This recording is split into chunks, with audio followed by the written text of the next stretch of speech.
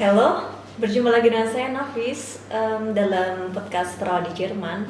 Dan kali ini seperti biasa saya tidak sendiri, saya ada temannya. Namanya siapa Mbak? Tolong kenalkan. Aku selfie.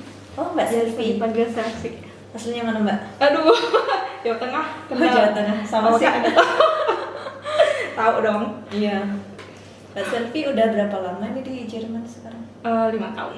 5 tahun. 5 tahun. Yes. Alhamdulillah. Alhamdulillah. Luar Seneng biasa. banget. Nggak kerasa kalau udah di liwatan nggak Iya, kerasa. cepet banget kayaknya. Alhamdulillah. Gimana dulu ceritanya bisa sampai ke Jerman? Dulu aku dari au pair, FS ya, Ausbildung 3 tahun. Jadi bilang 5 tahun. Yes. Itu sih Ikuti track ya. perjalanannya terasa dari nol banget gitu ya. Iya, tapi enjoy sih aku seneng. Enjoy sih, bener. Aku seneng nikmati prosesnya.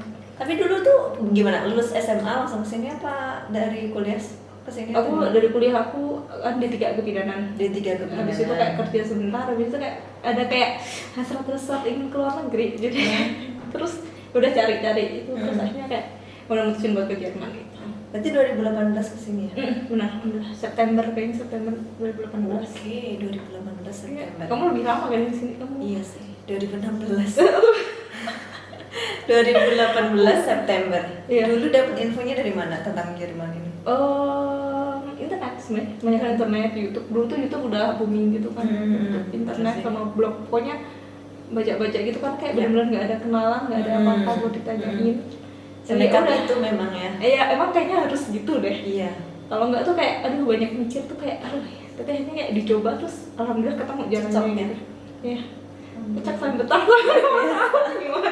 Itu dari awal memang emang D3 kebidanan ya. Terus masih ada cita-cita nggak pengen jadi bidan gitu? Iya masih, karena itu masih galau gitu kan. Aduh lanjut perawatnya atau bidannya sih. Kan aku pikir kalau aku bolak-balik banyak kan bingung kayaknya nggak kemana-mana. Jadi ini kayak udah fokus sambil keperawatan kan udah 3 tahun jalan, udah lanjut aja gitu. Yes. Kalau ada jalan lagi ke sana ya mungkin ya emang nggak tahu aja, tapi kayak kamu mau jalani yang sekarang udah aku jalani sih, emang lebih fokus aja sih. Kalau dari bidan ke perawatan gimana? Switch-nya banyak nggak? Perubahannya bedanya? Banyak lah, apalagi kan aku udah vakum dong hitungannya. Dari D3 kebidanan, kerja sebentar terus au pair FS kan udah 2 tahun kan lumayan gitu, nggak buka-buka. Sama aja belajar lagi dari awal, karena kan belajar bahasanya beda. Apa-apanya beda, jadi kayak kadang tuh kayak transfer itu bahasa Indonesia ke Jerman, habis itu dari Jerman ke Indonesia-nya wah gitu. Iya, Kayak emang itu bener-bener perjuangannya belajar terasa sih. banget Iya. ya. kalau belajar. Tapi enjoy sih buat, nggak apa-apa sih buat belajar lagi dari awal gitu. Terus kalau kita itu belajar bahasanya dulunya di Indonesia dari apa? Sertifikatnya apa atau Aku- belajar sampai apa terus baru ke Jerman? Aku kayaknya dulu belajar sampai D1, cuma sertifikatnya ambilnya A1. Terus di sini aku belajar dulu kan di rumah A1 ulang lagi. Karena pas sampai di sini bahasa Jermannya kayak beda, terus kayak nggak bisa ngomong apa-apa gitu. Akhirnya kayak aduh malu gitu. Udah sih ujian kursus A2 terus lanjut. Habis kursus A2 terus belajar lagi di rumah, terus kursus lagi B1, terus B2 terus lanjut deh B1. Dulu ada tempat kursus juga di kotanya. Enggak, aku ke Jakarta. Kerja. Jadi aku ingat banget awal tahun banget itu tuh kembang api tahun baru itu aku sampai di stasiun Pasar Senen. Ya ampun, penuh kenangan ya. Iya karena udah kayak wah ini kayak kan pasti kayak awal tahun terus ya kayak bekas aja deh aku di sini loh sampai sini gitu. Udah sih kayak dari situ kayak dari awal itu tahun awal 2018. Ada takut gitu nggak pas awal-awal merantau untuk pertama kalinya gitu langsung keluar negeri lagi gitu kan? Enggak juga sih, karena kan dulu kayak aku juga gak sering ke tempat saudara apa yang kayak luar kota gitu kan sendiri kan, jadi kayak oke lah, iya Channelnya diterima gitu. diterima. Alhamdulillah sampai sini dan ketemu keluarga yang baik, jadi enak sih alhamdulillah. Pokoknya ada jajaran kayak dimudahin, alhamdulillah. Gitu. Tapi dari awal mau berjilbab ya? Iya. Gak ada gangguan sama sekali pengalaman-pengalaman? Enggak. Luar Apa tuh biasa. cerita ada lah, tapi kayak purut banget seperti yang itu tuh enggak sih. Terus sih. Ceritanya nggak parah tapi kan? Enggak, cuma kayak misal ada, kan dulu kan masih au pair, terus ada keluarga yang misal anaknya agak mungkin asing sama orang berjilbab atau gimana kan itu normal gitu kan ya. Terus anaknya jadi kayak nggak mau berangkat itu gara-gara lihat apa terus? Oke, selesai dong. Segitu. Iya.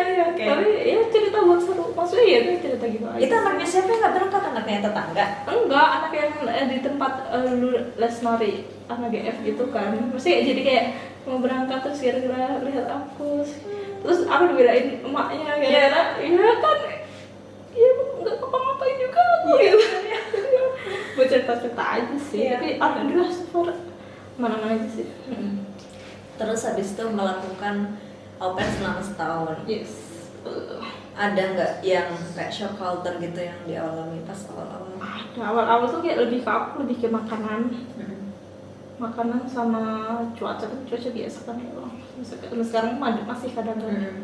Tapi kayak lebih ke makanan kayak awal-awal aduh sama Jerman pengen nyoba jadi kayak orang Jerman makan roti dan lain-lain gitu kan.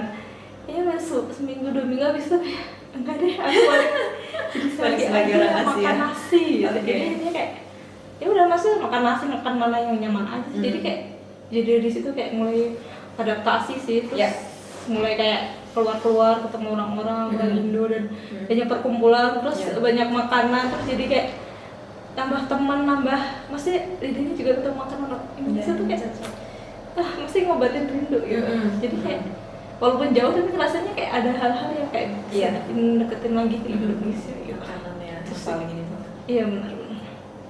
Jadi oke lah, maksudnya apalagi di Munchen banyak orang-orang, maksudnya banyak perkumpulan orang Indonesia juga kan, banyak orang Indonesianya juga. Terus waktu itu pas au pair, pas FSU tuh kayak masih seneng keluar gitu kan. Terus jadi kayak oke. Bikin betah, maksudnya bikin beradaptasinya lebih cepat gitu. Terus waktu itu setelah au pair selama 1 tahun, FSU di mana? Aku di Altenheim di Munchen juga. Di Altenheim. Itu nyarinya gampang apa nggak setelah au pair nyari tempat FSU? Sebenarnya memang gampang susah, dibilang susah banget juga enggak, dibilang kamu juga enggak gitu kan, karena kayaknya buat bikin lamaran dan lain-lain itu kayak benar-benar awal banget. Jadi kayak 2 bulan 3 bulan aku au pair tuh aku udah persiapan buat lamaran Ausbildung FSU. Walaupun apa sih bahasanya belum cukup. Pokoknya persyaratannya belum lengkap tapi dulu setelah lamarannya apa Lebenslaufnya dan lain-lain. Jadi udah 3 bulan udah selesai terus ya udah habis itu ambil kursus bahasa buat syarat dan lain-lain kan. Terus iya itu sebenarnya dulu tuh FSU tuh kayak pengen juga di rumah sakit gitu kan. Kayak pengen di rumah sakit karena Ausbildungnya pengen di rumah sakit juga. Jadi kayak biar orientasi kerjanya kayak lebih fokus gitu kan. Tapi karena cari-cari nggak ada, maksudnya nggak ada yang nyediain Unterkunftnya, ya udah. Akhirnya kayak aku mau di Munchen karena udah banyak maksudnya teman-temannya di Munchen udah terbiasa sama Munchen, jadi pilihannya adalah aku mau tetap di Munchen yang Unterkunftnya karena Unterkunft kayak penting banget gitu tempat kan. tinggal. Iya itu memang salah satu tantangan terbesar. Iya makanya ya udah aku Munchen dan tempat tinggal mana yang ada Altenheim. Udah nggak apa-apa, udah. FSU di Altenheim. Bener. Terus itu jadi kayak buat mikir juga kayak ntar ke depan aku mau tetap ambil perawat atau enggak ya. Jadi kayak udah selama FSU kayaknya masa nggak ada hal yang kayak bikin aku berubah pikiran aduh mau ambil yang lain tuh enggak. Jadi kayak ya udah lanjut berjalan terus. Gimana tapi kerjaan FSU di Altenheim itu berat banget nggak? Enggak, aku enjoy sih. Jadi aku enjoy karena nggak tahu kenapa aku suka sama orang tua gitu kan. Entah maksudnya ya mungkin ada struggle ya, cuman tetap aja nggak buat aku lucu, maksudnya gemes gitu. Gemes gitu. Itu waktu itu stasiunnya berapa pasien dan berapa perawatnya gitu? Aku dulu tuh dikirain tuh yang kayak tertutup itu kan. Yang itu tuh ada kayak 2 bidang gitu. Kayaknya totalnya sekitar 40-an total semuanya. Cuman kan paling aku ditulisin di 1 berai. Dan itu tuh dulu aku tuh di bagian dapur gitu loh yang nyiapin sarapan, yang apa kalau ada yang perlu disuapin atau dipotong-potongin lebih kecil kayak gitu sih. Itu sih. 40 tapi perawatnya berapa tadi? Perawatnya aduh berapa ya, kayaknya banyak juga sih. Banyak juga. Dan juga paling banyak yang helper yang lebih ke itu kan. Kalau sebenarnya kalau perawat yang intinya mungkin 1 atau 2 per berai gitu kan. Maksudnya Pflegehelfer ini ya. Jadi di Jerman tuh ada model perawat yang bantu gitu ya, membantu tugas-tugas perawat. Lebih ke asisten perawat. Asisten perawat dan itu kayak lebih yang fungsional yang kayak misal mandiin, bangunin, pakai baju. Terus kalau yang perawatnya kan lebih ke medikamen sih. Kalau ada apa-apa gitu kan. Tapi itu kayaknya sebelumnya 1 tahun ya? Iya itu 1 tahun. Tapi kebanyakan tempatku emang ada yang emang nggak tahu nggak ada dulunya atau apa. Tapi kan bisa juga yang Helferin gitu kan, terus ada juga yang mereka lagi kayak stasiun Hilfe gitu ya. apa stasiun Helfer? Enggak sih, emang Flag Helfer sih.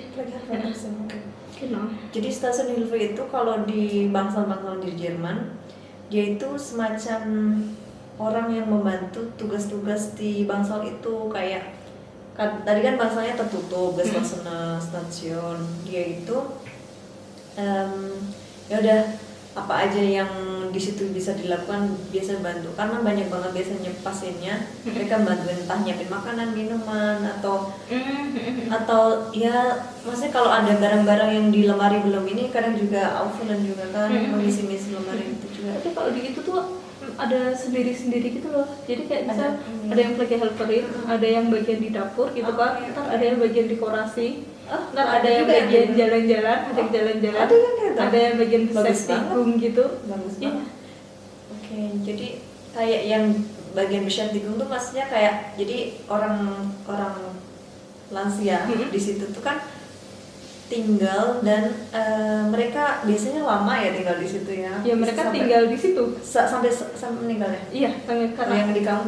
Iya, punya kayak gitu sih. Jadi beliaunya tinggal di situ sampai meninggal dan karena setiap hari kan harus ada sesuatu untuk dilakukan ya. Biar para orang tua ini nggak cuma tidur, makan dan primer lainnya, tapi mereka juga aktif secara gerakan fisik maupun ya masih biar mereka otaknya mungkin masih bisa dipakai juga. Tapi itu demens juga atau semua itu demens. Jadi kayak lebih kan mereka tinggal di situ, jadi kayak itu tuh tempat tinggal mereka. Jadi gimana caranya itu tuh ya buat mereka lebih ke keseharian sehari-hari gitu kan. Jadi biar ngerasa tuh kayak itu rumah gitu. Walaupun itu kali jombo. Gitu. Jadi kayak ya maksudnya dibuat gimana sih kesehariannya, kayak misal bangun habis itu misal sarapan, habis itu mungkin main game atau baca buku, kayak ya udah kita kayak, atau yang bagian safety ya udah kayak ini sih hari-hari mereka. Benar. Tapi enjoy ya. Sama tuh. Maksudnya ya ada berat-beratnya tapi banyak senang-senangnya gitu sih. Terus dari situ habis itu tetap memutuskan untuk pengen jadi perawat. Sebelumnya ada dari keluarga yang kerja di bagian keperawatan atau kesehatan gitu? Perawatan enggak, tapi kesehatan ada. Ada yang kerja di mana? Di rumah sakit, tapi kayak lebih ke bidang radiologi. Atau ke kedokteran gitu sih. Keluarganya memang keluarga kesehatan ya Bu ya? Iya. Makanya jadinya bidan dan sebagainya. Iya, ngarahinnya ke situ biasanya. Emang sih. Iya.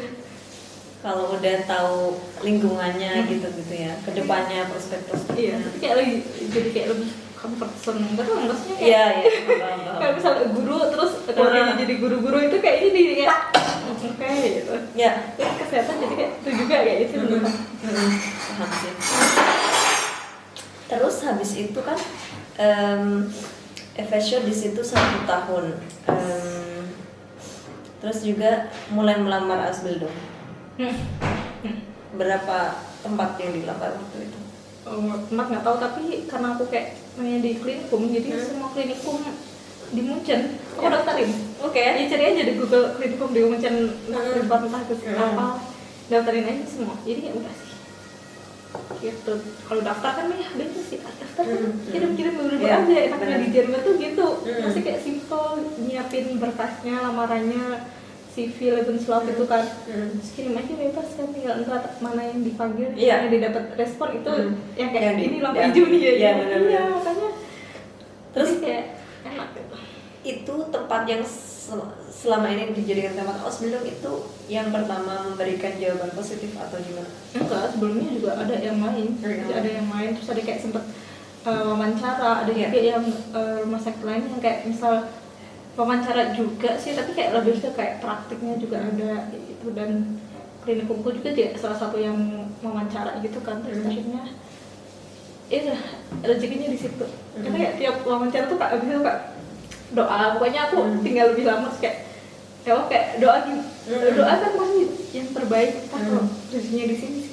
Ya klinikum salah satunya yang aku doain, terus kayak alhamdulillah yang keterima ya. Alhamdulillah. Terus waktu itu di tempat Ausbildungnya berapa temannya dalam satu kelas? Dalam satu kelas Wah, punya aku itu kan kliniknya nggak punya sekolah sendiri. Jadi dia ada kooperasi gitu sama beberapa sekolah. Ya. Gitu. Jadi yang di tempat aku itu satu kelas aku itu ada campuran klinikum aku sama klinikum Incan Klinik. Oke. Iya, jadi sekitar 26 sekarang gitu sih. Kan 26 terakhir itu. Kan campuran 2 rumah sakit itu. Itu berarti kalau 26 segitu, ketika ujian akhir juga totalnya sama 26 orang yang melakukan ujian. Iya, tapi dulu pas awal-awal mungkin enggak ya, pas awal 22, 24, dari situ kan karena enggak dong, ada yang kurang, terus akhirnya lebih sedikit kan. Kelas lain juga seperti itu, akhirnya 2 kelas digabung jadi 1 gitu. Jadi sebelumnya sebenarnya kan 26 terus sedikit. Iya, sebenarnya 22, 24. Karena kan ada kayak probe saat itu kan. Jadi ada masa percobaan di Jerman itu selama 6 bulan kan ya. Jadi kalau anak yang dianggap nggak mampu untuk mengikuti proses Ausbildung ya kemudian antara mengundurkan diri secara pribadi atau dikeluarkan. Iya, tapi itu juga satu sisi benar, tapi satu sisinya lagi kayak lebih ke penjajakan sih. Iya. Karena kan itu kan sebenarnya bebas, kita bisa kayak kamu benar mundurin diri atau itu. Jadi kan kayak misal kalau aku misal probasi terus aku merasa nggak cocok, selama 6 bulan itu aku boleh bilang aku nggak cocok, aku mau keluar mengundurkan diri. Atau kayaknya waktu itu nggak pas, karena ada juga yang maksudnya ibu punya anak, jadi dia harus Ausbildung ngurusin anaknya, antar jemput itu kayak kewalahan, jadi kayaknya akhirnya kayak nggak cocok nih sama Ausbildung ini, atau kayak nggak dulu deh Ausbildungnya gitu. Jadi kayak masa pertimbangan dan masa kenal sih gitu. Jadi karena di Jerman itu kan orang tuh nggak ada paksaan dalam melakukan apapun ya. Jadi mereka seringkali melakukan sesuai passionnya. Jadi kalau mereka ternyata di Ausbildung perawat ini nggak sesuai passion yang mereka selama ini pengenin, atau mereka merasa nggak cocok dengan pekerjaan atau apalah lingkungan dan lain sebagainya, mereka punya 100% pilihan untuk mengundurkan diri dan mencari tempat Ausbildung lain atau melakukan kegiatan yang lain gitu. Dan itu kan probation kan masa percobaan itu kan general secara umum, jadi kan apapun kalau dicoba, kalau selama probation itu masa percobaan itu nggak cocok ya udah gitu. Pas aku dulu FSU juga kayaknya 4 bulan probation gitu. Probation itu kayak ada kayak deg-degannya, karena kan ya kalau kita udah nyaman terus pihak sekolah apa sih perusahaannya kayak kurang cocok lihat kita udah deg-degan juga gitu. Paham banget sih. Terus habis itu ya berarti masuk Ausbildung di angkatan berapa? Tahun berapa? Angkatan kalau kan 1821 dari 2018 sampai 2021. Kalau kamu 2020 sampai 2020 sampai 2023. Nah, kan baru-baru ini pemerintah Jerman tuh melakukan reformasi ya. Iya. Apa sih namanya? Benar kayak reformasi kan aku yang pertama. Iya, kamu angkatan yang pertama, jadi aku termasuk angkatan yang agak terakhir gitu ya. Sebelum mereka mereformasi sistem pendidikan Ausbildung, sistemnya gitu. Terutama di keperawatan.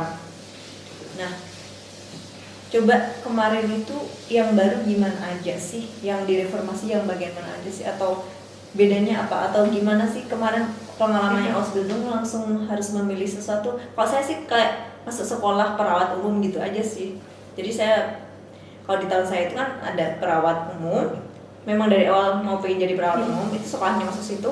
Ada juga sekolah lain yang kalau di situ pengen jadi kayak perawat anak atau perawat yang lansia. Jadi memang udah satu-satu sendiri gitu sekolahnya. Dari tahun kamu ini gimana? Di tahun aku itu digabung jadi satu. Jadi kalau dulu tuh benar yang kamu bilang ada yang perawat umum dan lansia yang di rumah sakit gitu kan. Punya aku semuanya digabung jadi satu, sekolahnya jadi satu, namanya kayak Pflegefachfrau Fachmann. Penyebutannya juga beda. Iya, penyebutannya juga beda. Krankenschwester. Kita harus disebutnya. Kalau aku GUKP kan, Gesundheit und Krankenpflege atau Krankenpflegerin, itu artinya kan jurusannya kesehatan dan keperawatan. Nah, kalau sekarang jadi Pflegefachfrau. Itu kayak ahli. Apa berarti nyebutnya gimana kalau bahasa Indonesia? Iya kan? Berarti keperawatan. Fachfrau tuh Fach kan itu apa ya, ahli keperawatan. Ahli keperawatan ya. Kayak man sama Frau kan perempuan dan laki-laki. Iya, paham. Gitu. Jadi ada bedanya. Terus apa lagi bedanya? Yang di tahun kamu? Udah sih paling ya itu sih semuanya. Maksudnya kayak selain jurusannya semua digabung jadi satu, mungkin kayak lebih mungkin materinya juga jadinya kan kalau kamu mungkin full yang bisa belajar yang bidang kamu, kalau punya aku jadinya belajarnya karena semuanya harus dipelajarin, jadi kayak ada yang belajarnya banyak, misal yang bagian lansia dan bagian akut atau yang perawat biasa, terus yang bagian anak tuh jadinya sedikit gitu loh porsinya gitu, jadi kayak lebih porsinya yang kayak beda aja sih gitu. Itu karena umum ya, yang 3 tahun semuanya umum. Iya, akhirnya kan belajar semua. Terus gimana gebautnya, maksudnya kurikulumnya dibangunnya gimana? Tahun pertama programnya biasanya ngapain aja atau membahas yang apa aja gitu? Karena masih pertama, kayak belum percobaan. Masa ini ya, generasi percobaan, angkatan percobaan banget. Iya benar-benar. Jadi kayak materinya semua jadi satu dan kayaknya masih agak chaos, maksudnya masih nada gitu loh. Jadi ada kacau gitu kan. Terus ada kayak misal fah-fahnya itu apa itu nggak jadiin satu tapi kayak beda-beda gitu, kayak misal komunikasi nih. Nah komunikasi nggak semuanya satu, misal modul 1 atau modul 2 itu langsung komunikasi 2 tuh enggak, tapi kayak modul 1 ada komunikasi apa gitu kan, bentar modul 2 ada komunikasi apa, jadi pas ntar belajar tuh kita harus kayak benar-benar cari ini komunikasi ini ada di mana, maksudnya ada di modul 1, modul 2 dan itu kan kayak ada semua gitu loh, jadi kayak agak belajarnya sih itu yang agak susah karena harus nyari misal itu nggak bisa komunikasi di mana, jadi kayak nggak bisa langsung ketemu. Oh modul ketiga komunikasi ambil, modul 3 belajar komunikasi dari situ semua, itu enggak. Dan itu agak susahnya itu kayak contoh, jadi kayak ada misal kayak belajar bagian saraf gitu kan, yang saraf tuh kan ada itunya, cuma kadang tuh dibagi-bagi gitu loh. Jadi kita kadang bingung tuh ininya di mana sih materinya dan lain-lain kayak gitu. Jadi akhirnya agak susah belajar di staffnya dari sekolah tuh itu bahan-bahannya, dari bahan materinya. Enaknya tuh kayak kalau belajar buat ujian kayak langsung dari buku, maksudnya ambil emang semua dari buku gitu loh. Terus itu yang contohnya ya, kita mulai ngobrol dulu dari tahun pertama. Tahun pertama itu sistem sekolahnya gimana waktu itu? 1 minggu masuk berapa kali, kerja berapa kali, atau sistem bulanan kalau punya? Nah, punya aku sistemnya blok. Jadi sistem blok kayak 3-4 minggu sekolah, 4 minggu praksis. Punya dulu kayak gitu juga. Sama-sama. Ya, praksis itu praktek ya, maksudnya kerja di lapangan. Iya sih. Enak sih dulu. Maksudnya jadi pas awal sekolah dulu lah otomatis kayak biar tahu kasih pengantar dulu kan di situ. Orientierung Einsatz itu kayak tugas orientasi itu sekitar 6 bulan. Dan 6 bulan itu kan season dulu ada kayak jadwal sekolahnya, ada jadwal itunya gitu sih. Jadi kayak dan di situ juga tuh kayak propositnya gitu loh. Oke. Jadi kan pas 6 bulan itu ada penilaian lagi gitu dari sekolah. Jadi sekolah sama tempat kerja itu duduk bareng, terus ngasih penilaian ke kita kayak lebih ke evaluasi nih kamu gimana antara di sekolah dan nilai sekolah dan gimana di praksis tempat kerja. Itu sih kayak lebih kayak gimana interest kita, ketertarikan kita atau kerja sama tim kayak gitu kan, itu juga kayak dinilai banget gitu. Apalagi kita itu sekolah keperawatan tuh benar-benar kita bertemu orang baru dalam waktu dekat tuh sangat banyak sekali ya. Kalau pasien kan normal kita setiap hari bertemu dengan pasien yang berbeda, tapi kalau kita di Ausbildung tuh benar-benar kita dalam 1 tahun itu kita bisa kerja di beberapa bangsal, dan kita harus kenalan lagi dengan semua orang dan tim di situ dalam waktu deket-deket itu. Paling 1 bangsal paling 2 bulan aja atau berapa gitu ya. Kemarin sempat di bangsal mana aja? Kebetulan aku tuh beda, maksudnya aku tuh lebih pas awal tuh lebih lama. Maksudnya misal di Orientierung Einsatz yang bangsal awal itu bagian ortopedi itu sekitar 6 bulan itu. Habis itu di bagian mata juga sekitar 4-6 bulan tuh cukup lama. Habis itu di Altenheim itu juga 6 bulanan kurang lebih. Jadi awal-awal tuh masih lama, terus abis itu di Ambulante Einsatz itu 4-6 bulan juga. Abis itu baru mulai kayak ke bagian saraf yang Vertifung Einsatz gitu kan. Tapi pas itu tuh kayak masih berehnya masih dikit kan, 4 atau apa. Abis itu kayak aku rasa kayak aku ada kayak jeda gitu kan di praksis. Kan kita dikasih kayak daftar gitu kan, praksisnya kemana aja dan lain-lain. Ada kayak mungkin bagian koordinator aku tuh ada yang kayak kelewat gitu aja, terus ini kak aku minta ini aku ada yang kosong, aku ada tertarik nih mau kesini, jadi pas itu tuh aku bisa dapet gitu, kayak misal aku nggak dapet ke stroke ini tapi aku pengen tahu di stroke ini kayak gimana sih gitu, jadi aku dapet 1 minggu, terus habis itu terakhir karena kan terakhir tadi kita masih selesai ujian udah selesai, tapi kan masih ada waktu sampai kontraknya selesai kan. Ya tuh udah kayak 1-2 mingguan gitu di note of nama, dan itu kayak pengen gitu kan tadinya. Note of nama tuh IGD ya. Iya, jadi kayak seru sih. Akhirnya kayak apa sih terakhirnya tuh kayak akhirnya kemana-mana jadinya. Tapi kalau pas awal-awal tuh nggak kemana-mana juga sebenarnya, tapi enjoy sih aku. Terus waktu itu kan itu 3 tahun ya semuanya. Kapan orang atau mereka kurikulum yang baru ini memutuskan saya tertarik di sini atau saya cocok di sini nggak gitu? Maksudnya itu kan ada, kalau kita kan udah dibagi-bagi dari awal ya, sebelum kita masuk ke sekolah itu kita udah tahu, oh kita kalau keluar dari sini pengen jadi perawat umum, oh kalau kita keluar dari sini pengen jadi perawat anak. Kamu kapan tahu atau gimana mereka caranya memutuskan bahwa itu kalau kamu keluar dari situ jadi apa gitu? Di tahun kedua. Jadi kan sebelum kan kayak tahun 1, 2, dan 3 tahun. Jadi tahun 2 tuh kita udah dikasih kayak dibanti-banti dikasih tahu, suruh mikirin mau vertifunya di mana atau mau nanti Besaihno, kayak kan nanti kan di Urkuni itu kan tertulis kita vertifunya di mana atau vertifum tuh maksudnya tuh pendalaman gitu kan. Terus Urkunda itu ijazahnya gitu, sertifikat ijazah gitu setelah ujian. Jadi kan itu yang mutusin kayak kita jadinya apa sih ntar, kayak kerangka swasta biasa yang di rumah sakit atau yang ke lansia atau yang ke anak-anak. Jadi di tahun kedua sih. Di tahun kedua diputuskan. Di tahun 2 kayak sudah mikir kayaknya awal tahun ketiga atau pokoknya antara tahun kedua dan mau ketiga itu kayak kemana, karena kan nanti nganunya ke vertifum, dan vertifum kan di tahun ketiga. Oh, oke. Cuman berarti di tahun ketiga aja memperdalam yang benar-benar pengen dikerjakan ke depannya. Benar. Jadi kalau yang anak-anak jadi vertifumnya harus ke bagian anak-anak, karena vertifum kan jadinya lama ya 6 bulanan, dan kita ujiannya di sana. Oke. Gitu sih. Terus kemarin memutuskan di sana ada apa aja vertifumnya, dan kamu kemarin memutuskannya gimana? Atau siapa yang memutuskan itu kalau kamu ke situ? Sebenarnya mutusin sendiri kan. Vertifumnya kayak lebih ke perawatnya perawat biasa umum rumah sakit atau perawat lansia atau ke anak-anak. Sebenarnya itu dulu. Itu diputuskan kapan?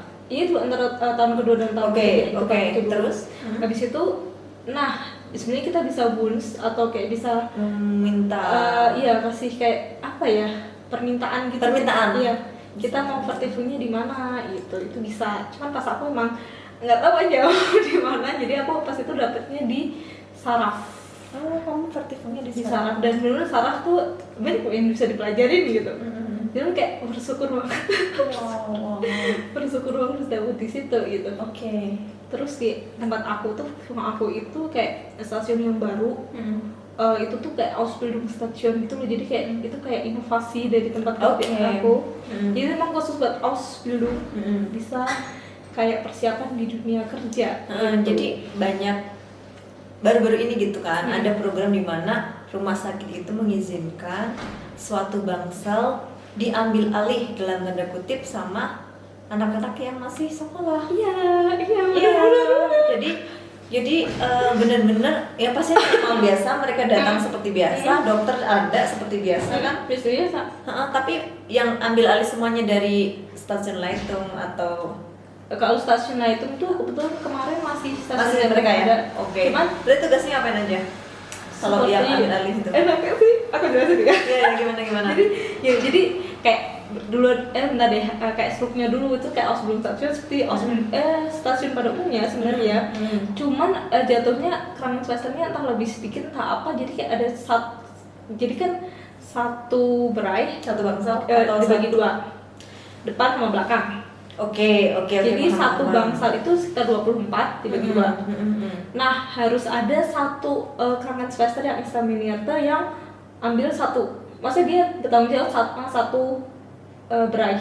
Jadi examinator maksudnya mereka udah lulus dari keperawatan, udah jadi perawat gitu maksudnya. Examinator Pflegeefachkraft. Jadi dia bertanggung jawab depan 1, belakang 1. Nah, ada antara yang awal-awal itu depan itu buat Ausbildung. Jadi tergantung berapa nih Ausbildung yang ada di Auszubi yang ada di situ nih. Dan itu tiap tahun. Jadi tahun ketiga, tahun kedua sama tahun ke-1 tuh tugasnya beda-beda. Jadi kalau tahun pertama kan karena masih orientierung dan masih awal, ya tugasnya ya seperti biasa. Apa sih? Tensi, suhu, tanya gimana keadaannya, butuh apa, kayak gitu kan. Nah ntar yang kayak misal yang lebih self study